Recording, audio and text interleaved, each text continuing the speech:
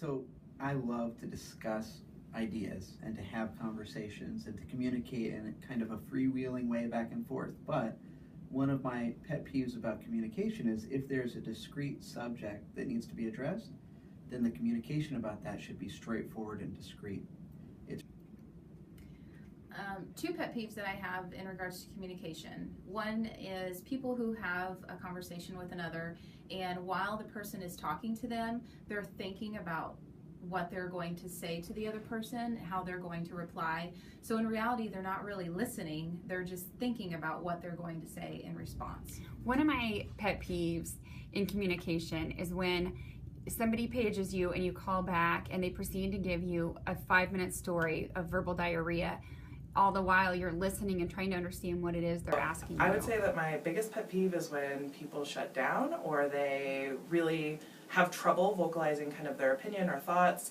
But even more so than that, I think it frustrates me when instead of trying to communicate a problem or trying to communicate even just an idea, that somebody really kind of backs off or becomes very dismissive.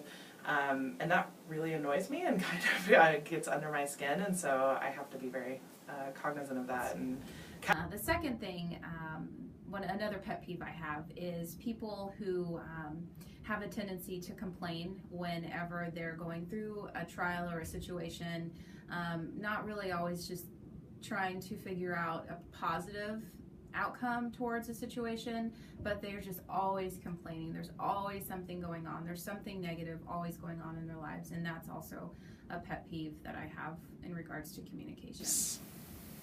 One of my communication pet peeves is actually under communication.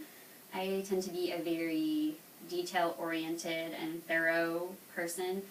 So I personally would always err on the side of giving more information, and if there's some extra information in there, that's okay.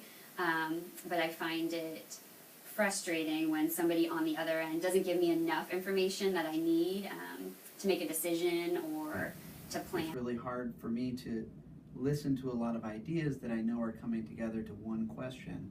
I'd rather hear the question and then discuss it how we need to. Part of that is I need to be patient with discussions, but also there's a different way of delivering different types of communication. And I think identifying that in advance of asking your question or starting a conversation is important.